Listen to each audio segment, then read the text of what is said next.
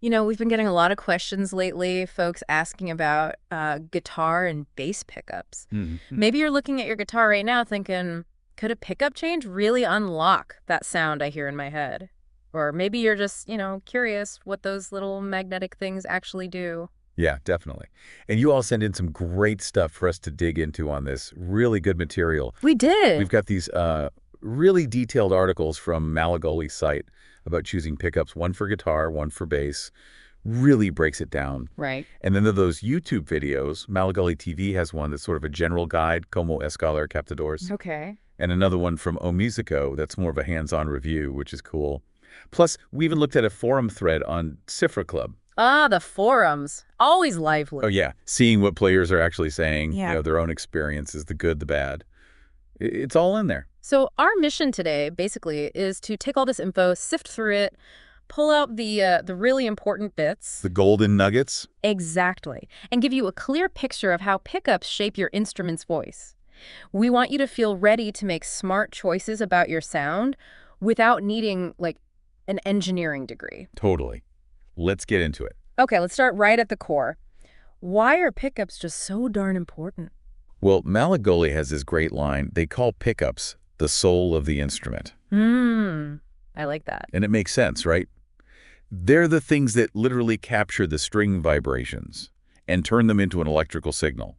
That's the first step before anything hits your amp. That's the key, isn't it? You can swap tuners, change the bridge, whatever. But if you want a fundamental change in how your guitar or bass actually sounds... It's the pickups. That's where the biggest sonic shift usually happens. Yeah. But, and this is crucial, they don't work in a vacuum. That Malagoli article really stresses this. The final tone, it's this whole interplay between the body wood, the neck wood, the guitar's shape, Right, the whole construction. and then the pickups. They all mix together to create that final sound recipe. Okay, so you're thinking about a new sound. You're looking at all these pickup options online. It's overwhelming. Where do you even start?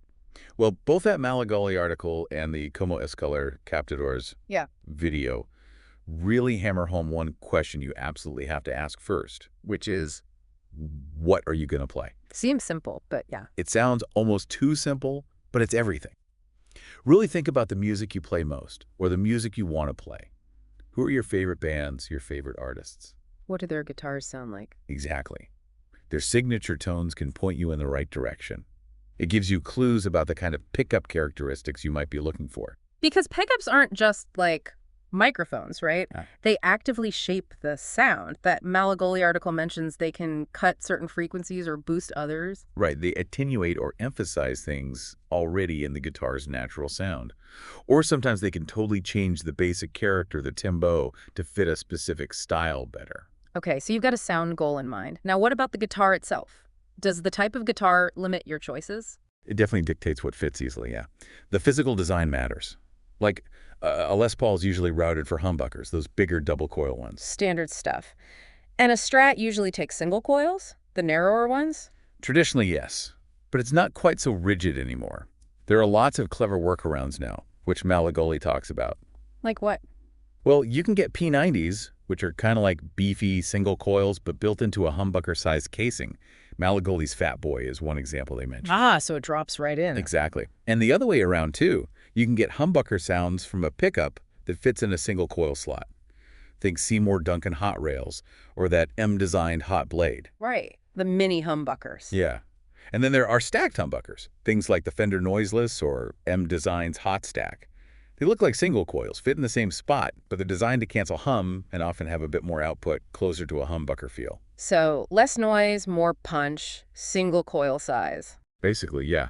And one more thing, a lot of modern guitars, especially Strat-style ones, have what's called universal or swimming pool routing. Meaning the hole under the pickguard is just big? Pretty much. It's shaped to fit almost anything, single coils, humbuckers, P90s.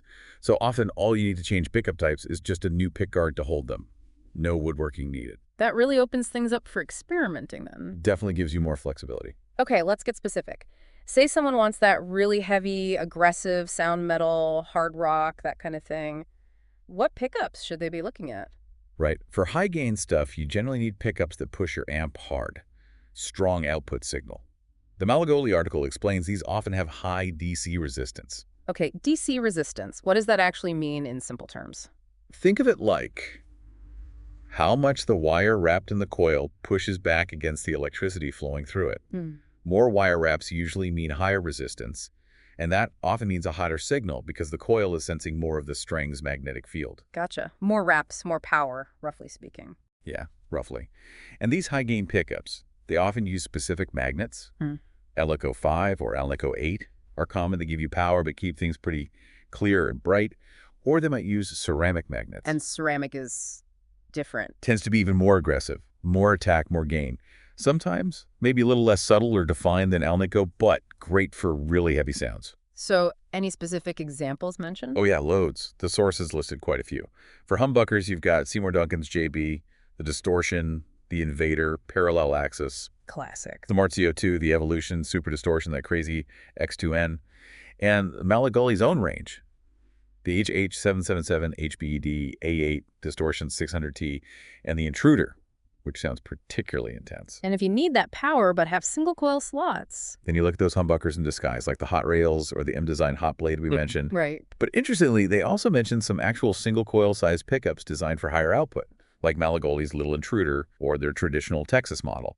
So you could still get aggressive tones without needing a humbucker shape. It was interesting how Malagoli differentiated their own high gain models, like the HH777 versus the Intruder. Yeah, that was cool. They said the HH777 is high gain, but focuses on definition, good for hard rock, classic metal. But the Intruder, even more gain, more bass, more attack, aimed squarely at like death metal, thrash, heavier stuff. So it's not just loud, it's how it's loud. The voicing matters. Exactly. That nuance is key. The EQ balance, the clarity that determines if it actually works for the style you play. Okay, let's swing the pendulum. What about sounds for jazz, blues, classic rock, more vintage vibes? Yeah, for those styles, you're usually looking at moderate or vintage output pickups. The Malagoli article notes these are also great for nailing those 70s hard rock and early metal tones too, actually. Right, not everything was super high gain back then. Not at all. These pickups often use Alnico 2 or Alnico 5 magnets. The sound is generally described as smoother, defined, maybe a bit fatter or warmer than the high-gain stuff. And what names pop up there for humbuckers? Some real icons. Gibson's Classic 57, the 490s, the Burstbuckers, Seymour Duncan, Sesh Lover, Pearly Gates, the 59 model. The standards. And Malagoli's versions too, like their Custom 57, Custom 59, Custom 2nd. They're all aiming for that kind of vintage PAF sound. And P90s fit in here too, right? Oh, absolutely. That thicker single coil sound with more mids. Super versatile for blues and rock. Malagoli has their vintage and custom P90s mentioned. Okay, and for traditional single coils, the bright, clean stuff. Fender's Custom 54, Texas Specials. Seymour Duncan SSL1, 5.2. Malagoli's Custom 69, Custom 50, Custom Dallas, Custom Alnico Blues. Lots of options aiming for those classic Strat sounds. Telecasters too? Yep. Mentioned Fender No-Casters and Malagoli's Vintage Plus and Original Vintage for that teletwang and bite. Now, you mentioned medium gain pickups earlier, kind of bridging the gap. Yeah, exactly. For when vintage isn't quite enough punch, but full-on high gain is too much. They offer a bit more drive, a bit more push, but without totally losing that vintage clarity and character. Which ones fall into that category? The Malagoli article pointed to DiMarzio's PAF Pro and the Fred model, and Malagoli's own PAF Plus, Custom HB HOT, and Custom 89. Good choices if you need versatility, maybe push an amp for solos, but clean up nicely too. Speaking of versatility, what if you play, like, everything? How do you set up a guitar for maximum flexibility? That came up in the Como S Color Captadores video and the article. A really common strategy is mixing pickup types or outputs. How so? The classic approach is a hotter pickup in the bridge position gets you your heavier sounds, lead tones. Right, where you need the power. And then pair that with a more moderate, maybe vintage-style pickup in the neck position for your cleaner sounds, warmer rhythms, jazzy stuff. Any examples of those pairings? Yeah, they mentioned combos like a Seymour Duncan JB in the bridge and a 59 in the neck, or using Malagoli's own pickups, maybe an HH777 bridge and a custom 59 neck. Classic combo. Makes sense. Best of both worlds. And if you've got a Strat with 3 pickups, you could even put a slightly hotter single coil in the middle position, like a Malagoli Custom Alnico Blues or traditional Texas or Duncan SSL5. Just gives you another flavor between the bridge and neck. Cool. Lots of options there. Okay, let's not forget the bass players. We dipped into the Malagoli bass pickup page and that review video. What's the story there? Well, Malagoli clearly has a wide range for basses, too. Yeah. Models for 4-string, 5-string, Mm. names like Custom 60, JHOT, Quartertone P, Custom 51, PHOT, JB, Soap Bars, Custom 63, Power. A lot going on. And that review video is pretty interesting. Yeah, the review Captador's Bass Player by Malagoli won. Benjamin Bente's the bassist, put a set of Malagoli's Bass Player Edition pickups into his jazz bass. What was his take? He noted they were made with Alnicoico 5 magnets and that dark copper wire, trying to replicate that vintage Fender vibe. So aiming for warmth. Exactly. And what was really telling was, even though his bass was new and the stock pickups weren't bad, he said the Malagolis were a definite step up. In what way? He talked about improved tonal amplitude. Basically, more defined lows, clearer highs, a wider, more articulate sound overall. Wow, even compared to decent stock pickups. Yeah. He even said he had to turn his amp gain down a bit because the Malagolis, especially the neck pickup, had such a strong output. He felt the neck pickup could almost get into P-bass territory if you rolled the tone back. That's impressive. Shows that even subtle changes can make a real difference. For sure. It's not always about night and day transformation. Sometimes it's just better definition, more clarity. Now, here's something that came up in one of the videos. Pode usar captador de brush na ponte. Can you actually swap neck and bridge pickups? Put a neck pickup where the bridge one goes, or vice versa. I bet people wonder about that. It's a great question. And the answer is, yeah, you absolutely can. The video host makes it clear it won't break anything. Your guitar will be fine, the pickups will be fine. Really? So why are they usually different then? Well, he explained that way back, pickups were often identical for both spots. Any difference came down to tiny variations in winding. But later, designers started tweaking them. Bridge pickups usually get wound a bit hotter, more wire, higher DC resistance, or maybe get stronger magnets. Why do that? To compensate, basically. The strings vibrate less near the bridge, and the sound is naturally brighter there. So a hotter pickup helps balance the output with the neck position and adds a bit of fullness. Ah, okay. So if you do swap them, what happens to the sound? If you put a neck pickup, usually lower output, in the bridge spot, the video says expect a thinner, maybe brighter, more trebly sound, because you're putting a less powerful pickup in the position that already emphasizes highs. Right. And the other way, bridge pickup in the neck. That'll generally give you a thicker, bassier sound, probably with noticeably more output, maybe even a bit boomy, because the neck position naturally emphasizes lows, and you're putting a higher pickup there. Interesting. The video mentions some famous players actually liked using the same pickup in both spots, like Van Halen. Yeah.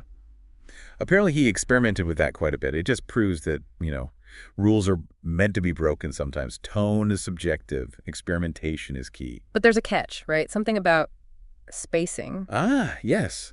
The practical bit. String spacing. The strings are further apart over the bridge pickup than they are over the neck pickup. Makes sense. So bridge pickups are usually built with wider pole piece spacing, maybe 52 millimeters for a humbucker. Neck pickups are narrower, maybe 49 millimeter. So if you swap them, the poles don't line up perfectly under the strings. Exactly. Now, the video host points out this isn't always a huge deal. Some guitars, like American Strats, apparently use the same spacing for all pickups anyway, but it is a physical difference. Could it affect the sound, that misalignment? Possibly. He suggested that putting a high-output bridge pickup in the neck, where the strings might not align perfectly, it might actually reduce the output slightly, which, ironically, could be a good thing if you find bridge pickups too powerful for the neck position anyway. Huh. An accidental feature. Could be. So yeah, you can swap them. Just be aware of the tonal shifts and that minor pole piece alignment thing. It's doable, but maybe not always ideal depending on what you want. Okay, let's loop back to something from that first Malagoli article.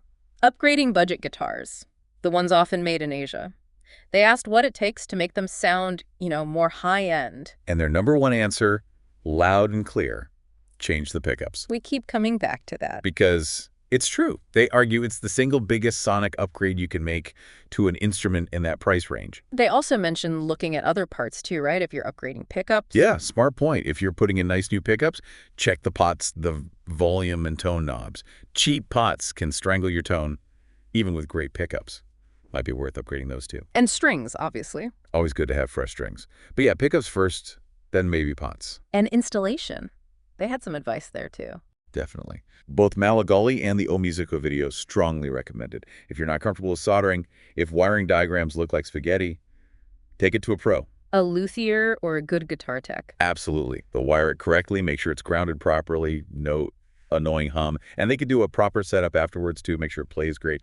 Worth the investment. Now, thinking about real players, that Cifra Club forum discussion gave a glimpse into what people are actually asking and thinking, right? Oh, yeah, it was fascinating. A real mix of questions. People asking, what pickups for this genre on my specific guitar? Specific recommendation. Exactly. And lots of brand debates. Malagoli versus Seymour Duncan, who prefers what, why. People sharing their own very subjective takes on how different pickups sound to them. It really drives home how personal tone is. What one person loves, another might hate. Totally. And brand perception plays a huge role, too. One point raised in that forum was really interesting about blind tests. What about them? Someone suggested that in a proper blind test, it might actually be harder to tell pickups apart than people think, implying that maybe the quality of the build, good magnets, good wire, is more fundamental than tiny design tweaks, at least up to a point. Huh. That's a provocative thought. So maybe focusing on well-made pickups is key, regardless of the hype. It's certainly a perspective. Yeah. Suggests that once you reach a certain level of quality construction, the differences might become more subtle, more about specific voicing than just good versus bad. Quality materials matter. Okay, nearly there. Any final practical tips, maybe from that Oh Musico installation video for those brave enough to try it themselves? Yes, two really good ones. First, and this is important, don't cut the pickup wires too short. Why not? Because one, it can void the warranty on the pickup, and two, it makes it much harder if you ever want to sell the pickup or move it to another guitar later. Leave some slack. Good advice. Keep your options open. What was the other tip? Simple but brilliant. Label your old pickups before you take them out. Just a bit of tape neck, middle, bridge. Ah, so you don't mix them up when wiring the new ones. Exactly. Saves a potential headache later, trying to figure out which wire goes where, especially if they all look similar. And they showed a testing trick, too. Yeah. Before putting the pickguard back on and restringing everything, plug the guitar into an amp, then gently tap each pickup's pull pieces with a metal screwdriver. And you should hear. A little thump or click through the amp. If you hear that from each pickup, you know they're wired up and working correctly before you put it all back together. Saves a lot of time if there's a mistake somewhere. Smart. Very practical. Okay, so wrapping this all up, what are the absolute key things people should take away from this deep dive into pickups? Well, number one, pickups are fundamental to your sound. They're the heart of your electric tone. Can't overstate that. Number two, choosing them. It's personal. Think about your music style, your specific guitar. That guides everything. And there's a huge variety out there for different sounds. Right. Humbuckers, singles, P90s, high gain, vintage. Exactly.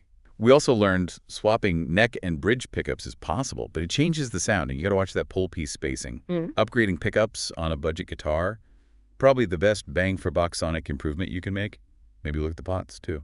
And don't be afraid to get professional help for installation. Please. And finally, remember, tone is subjective. What the community thinks is interesting, but trust your own ears. Quality construction seems key. So here's something to chew on as we finish up.